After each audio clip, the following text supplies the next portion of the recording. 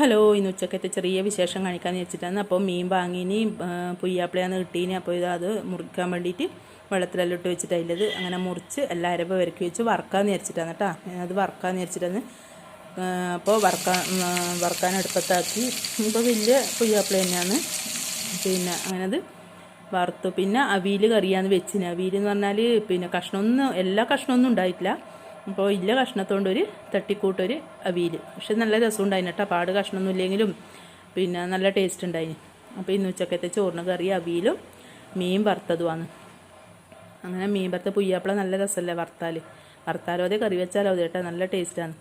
അപ്പോൾ ഇന്നത്തെ ചോറിൻ്റെ കറി ഇതാണ്. ചോറിനിട്ട് അപ്പോൾ ഇഷ്ടപ്പെട്ട എല്ലാവരും ലൈക്ക് ചെയ്യാനും സബ്സ്ക്രൈബ് ചെയ്യാനും മറക്കല്ലേ. ഹലോ, ഇന്ന് ഉച്ചക്കത്തെ ചെറിയ വിശേഷം കാണിക്കാമെന്ന് വെച്ചിട്ടാണ്. അപ്പോൾ മീൻ വാങ്ങിനി പുയ്യാപ്പിളയാന്ന് കിട്ടീനി. അപ്പോൾ അത് മുറിക്കാൻ വേണ്ടിയിട്ട് വെള്ളത്തിലെല്ലാം ഇട്ട് വെച്ചിട്ട് അതിലത് അങ്ങനെ മുറിച്ച് എല്ലാ അരവ് വരക്കി വെച്ച് വറക്കാമെന്ന് വിചാരിച്ചിട്ടാണ് കേട്ടോ. അത് വറക്കാമെന്ന് വിചാരിച്ചിട്ടാണ്. അപ്പോൾ വറക്കാൻ അടുപ്പത്താക്കി. ഇപ്പോൾ വലിയ പുയ്യാപ്പിള തന്നെയാണ്.